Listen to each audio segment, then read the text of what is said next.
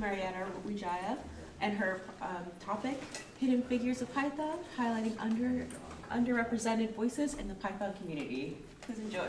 Thank you so much. Hi, everybody. Thank you for coming. I'm really excited to be here in the Linux Fest. This is only I usually go to Python-related conferences, so this is, I think, only the second non-Python specific conference. So I'm really excited to be here. Thank you so much for coming. So my topic is about the Python community, and basically it's about the podcast series for highlighting the voices of underrepresented group members in the Python community. So podcast. Anybody here listen to podcasts at all? Yes, great. And there's a lot of all kinds of podcast series in the whole world. I think there are 400 million podcast series, and among all of these series, there are very popular Python podcast series, and you might know some of them. I will go through what I know about the Python podcast, but this being non-Python specific community, Linux community, I thought I should mention a little bit about Python community itself. In addition to being an open source programming language, the Python community puts a lot of effort into creating an inclusive and diverse community. There is a lot of space and efforts done to make sure this is a big focus and goal in the Python community. We have events. In every Python conferences, we always have a strict code of conduct. We provide spaces, for example, in PyCon US, which is the largest Python conference in the world, there is a special track for Spanish-speaking presenters. So we don't only provide talks in English, we have a track called PyCon Charlas where Spanish-speaking speakers can present We also have communities like PyLadies, Django Girls, Djangonaut Spaxe, all are created to support the women and underrepresented group members within the community. And there are various work groups specific into bringing more diversity and inclusion practices into the Python community. And in the PyCon US, for example, back in 2011, where only 1% of presenters are women, but through concerted efforts and intentionality, we improved the situation. We welcome women speakers, we mentor them, and throughout the years, the numbers improved. For example, in 2016, it went to 40% of presenters are women.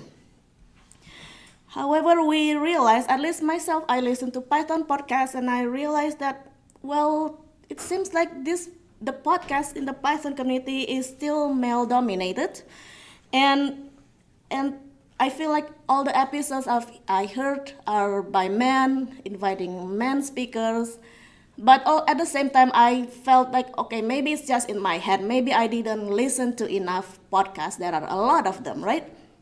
So I started collecting some data. I didn't want it to be just guessing or randomly thinking about it. I collected some data. I went to the internet. I used 3 different search engines to make sure my result is consistent. I went to Google, I went to DuckDuckGo and Bing. I typed in, Python podcasts, and they all return the same results. The three podcasts that are considered top Python podcasts: Real Python Podcast, Python Bytes, and Talk Python to Me. And these are all well-established podcast series, been running for years, so it's not just, new series that still starting and figuring things out. These are well-established. Each of these podcasts have more than 100 episodes going on. And to collect this data, I didn't do it by hand, of course. I wrote some Python script. You can learn more about it through this QR code.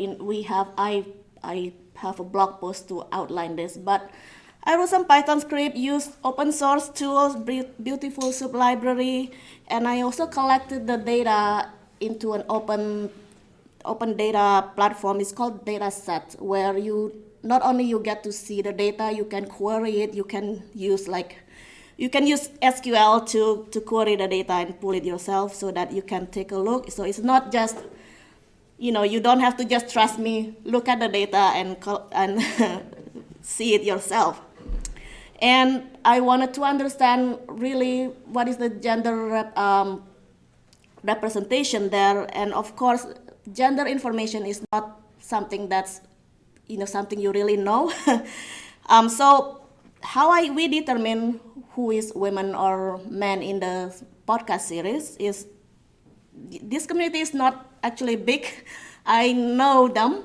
I have my own personal knowledge of who are the women, who are not women. And also when I do not know them, I check their pronouns. I re-research their bio and everything, making sure, it's not just, guessing. However, if somehow I misgender anybody, I do welcome corrections to this data. Please just let me know and we'll update it. So again, the blog posts have all the information about this. So the result is this. All of these episodes, they've been running for at least 8 years by 2015, starting in 2015, and I collected data up to 2023. Three podcast series, 666 episodes. That was, I didn't purposely try to stop my research at 666. It just happens like that. Out of all those episodes, only 117 features women, meaning they invite women to their episodes. So I even excluded episodes where they didn't invite anybody at all, just the episodes where they intentionally invite someone to speak. So out of 666, there's about 17% features women. So, okay, maybe some people are thinking maybe that's just how it is. Women are just, less in the tech community. Okay, but when I drill down this data, it's not that there are 666 guests. Many of the guests were invited multiple times. And among the men that were invited, some of them were invited 10, 12 times, whereas the women, most of them were only invited once. The most women were invited is only for 2 or 3 episodes. So there is imbalance here. So there are only 96 women being invited out of 544 guests. So is it really the reality, or is it something else? Is there really no women, or there no women interesting enough stories, or what? And I disagree with this, because I've been in the Python community for 10 years, and I know there are a lot of great women in this community. For example, the PyLadies community, with a focus on bringing more women into the Python community. There are more than 250 chapters worldwide. So if we just invite one person from each chapter, we should have 250 episodes featuring women. Should be more than that. And I've been traveling all over the world. I know them. They are very technical women doing technical things. I have the privilege to attend various Python conferences in the world. This is pictures from Salt Lake City, Manaus in Brazil, and Yogyakarta in Indonesia, all women in Python. And each of these pictures features more than 20, 30 people in the room. I do not believe there is no women, there is no technical women. I guess I covered this, there is no excuse. You can just pick anyone, you get one episode. And we also, the PyLadies community, we also have an online conference. We've run this conference for 2 years. At each conference, we have so many talk proposals from women who wants to speak. In 2024, we received 192 talk proposals. The majority are from women. Maybe there are 10 from non-women. But it means there are these 100 people with stories, with expertise, willing, wanting to share. So I don't think it's because there's no women. Maybe we just did not provide space or opportunities for them. But why is this an issue? Because it matters. Representation matters. It creates a sense of belonging, but it also helps with our own confidence. And it gives inspiration when you see other women in this community being successful, like being featured in podcast series. It's a privilege. It boosts their resume. It helps with their career. Like even just yesterday at this conference, I talked to someone, a parent, like he was asking me if I have advice, because he has a daughter who started showing interest in tech and programming, wanted to know how can he further help her daughter in this field, right? And I did suggest that, here are some programming resources to build her skills, but at the same time, having that skill is not enough for me, as I've been in the tech career for years. I've met lots of women who are skillful, who went to computer science program. They left their career because they did not find a supportive environment. Like support and representation still matters here. And last year, 2024, I took my son to a hackathon project. I met other mom. She said to me, we were just chatting, and she said to me, like, she doesn't want her daughter to pursue a career in tech because she herself has been in tech. She did not have good experience. Her own career stagnated, and because of that, she wished her own daughter would choose something else. And this is very heartbreaking to me to hear in the year 2024.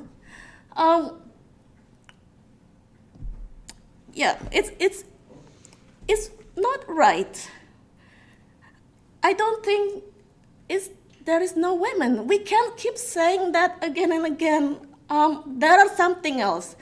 We need to provide supportive environment, and this is one of the ways I'm trying to do, to create this kind of environment where women can see themselves being successful so that they can continue and stay in this path. Because we all know we are in the tech industry. We know this is a well-paying career, This is a good thing for us. And I'm not the only one feeling like this. In all of the guests that in my podcast series we interviewed, they all say the same thing. Having mentors, having like seeing other women, seeing keynote speakers who are women, they become inspired to start something themselves. When they have support, they can continue, they will have the confidence to stay in this path. So we are the Pi podcast podcast host.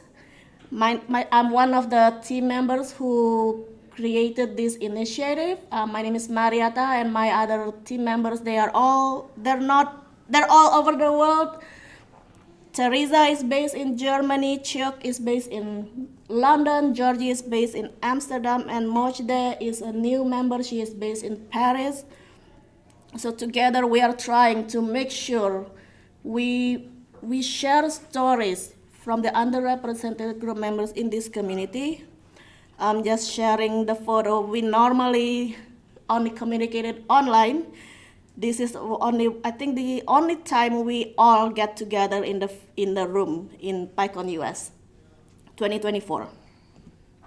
So let me introduce you a little bit about the podcast series, the Pi podcast Hidden Figures of Python. The way we do our podcast is not just we interview people, but we make sure we create an inclusive environment. And we also make sure the guests feel comfortable sharing their stories. So we have a pre-recording meeting first before we record. We go through their background. We make sure we will tell the stories they want to tell. After we record the series, we give them a preview. We do an editing and we do a transcription, making sure their voices are translated correctly, are transcribed correctly, and they can review it. If they feel uncomfortable with whatever they've said, they can ask us to cut it, and they review it, and in the end we subtitle and caption their recording to be accurate. So it goes through two process. Basically, first we have the AI do the transcription, and then a human verifies it, making sure that the spellings are correct. Because you notice our names are usually considered typos. So in the season 1 last year, we interviewed 7 women. They all come from all over the world. They all have super interesting stories. They each face unique challenges. And they all have been contributing to the Python community. And each time we share a new episode, our listeners tell us, oh, this person is so cool. How come we didn't know about them? But they've been here for a long time. So it's just that we need to give them the space. We need to be sharing their stories. Just telling a little bit about each of our guests. Joanna Jablonski, she was the executive editor for Real Python. Real Python is like an educational website where a lot of our community members, they go to the Real Python to follow the tutorials. A lot of them feel surprised, like, oh, this was run by Joanna. Like, they didn't know. So she's been very influential in the Python educational system. Mona is from the Philippines. She is still in high school, and she's been programming since age 5 or so, and she's even already spoke at conferences. She's very super interesting and super inspirational. Anna Makarodze, she's from Zimbabwe. She helps with the Django Girls movement within her community, and she also helps with Django Girls worldwide. Niharika is from India. In her university, she created a project using Raspberry Pi to monitor the energy fluctuations in her college. Vicky Tumeli, she is from Dublin, Ireland. She's been running the Python community in Ireland for more than 10 years. Carolina is from Colombia. She runs the Python community in Colombia, providing space for women, where in her area, it is not safe for women to be alone. Like, she has to ensure the women comes with their brother, their uncle, father to chaperone so that the women can learn Python. Jessica, she is from Denmark. She lost her vision in 2018, so now she is blind, but it didn't stop her from continuing to work with technology. She is a maintainer of PyPandoc open source library, and because of her situation, it motivates her to help others who are also blind to provide assisted technology so that other blind people can also continue to program and work with Python. So I will now share a little snippet of the interviews that we have with them. Let's see. Welcome to Pi Podcast, the Hidden Figure of Python podcast series. The goal of this podcast series is to highlight the voices from underrepresented group members of the Python community. I went to a PyLadies event in Vancouver. The vibe was completely different from any other programming meetup I'd ever been to. I did not feel like I was being tested or anything like that. Title is tricky. Executive editor, no one knows what that means. That sounds big. No, yeah. Oh, it either sounds very big or very small. Sometimes people see the word editor and they're like, oh, this is the lady that does the spell check on my tutorial. And I'm like, no, I run the curriculum. And I similarly was self-taught. And so like, yeah, I paid for some courses, but a lot of it was just like, well, things are on the internet, I'll go learn. So I feel that I would like to make that other girls like have those privileges, that have those opportunities that at the end are not that privileged, like are not that like exclusive. Like they are there, like the opportunities are there, but we are afraid to take those challenges that at the very beginning could be really scary. No one volunteered, so I said, oh, how hard could it be? So I took the ball and ran with it and ran the Python RM meetups nearly every month for nearly over 11 years. I was really very privileged in the right place at the right time, being able to see Python in the early days, being able to see a lot of the core developers, came across them I didn't even know. Kind of nearly fainted when my husband told me, you were sitting on the table with all the core developers. I started learning how to code around the time I graduated from kinder. I was maybe around 5 years old. Being young also makes it easier for me to talk to kids, I guess, like especially like when I teach workshops and when I hold hackathons. I guess it helps me relate to them more and come up with activities that they would find fun. Being young kind of inspires them, like if I can do all of these things, then so can they, I guess. In contact with a computer. I was 5 or 6 when I started playing. What? Age-appropriate, I want to say age-appropriate video games.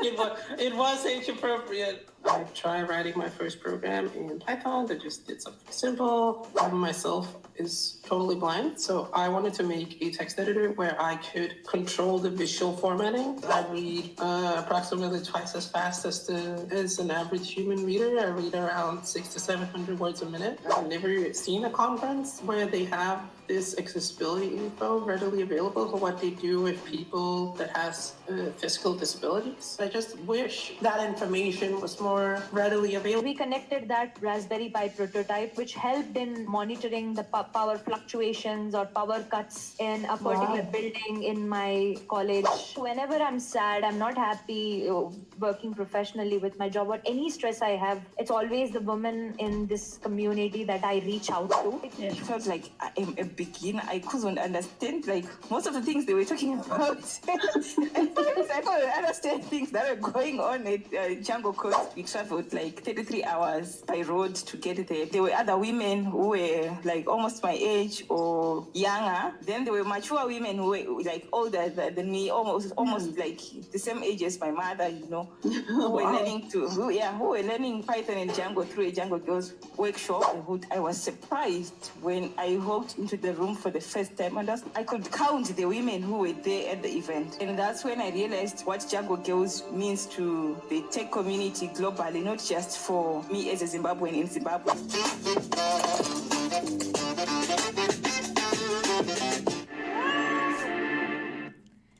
Yeah, so you've heard these stories, and there are so many more women like them, with stories waiting to be shared and heard.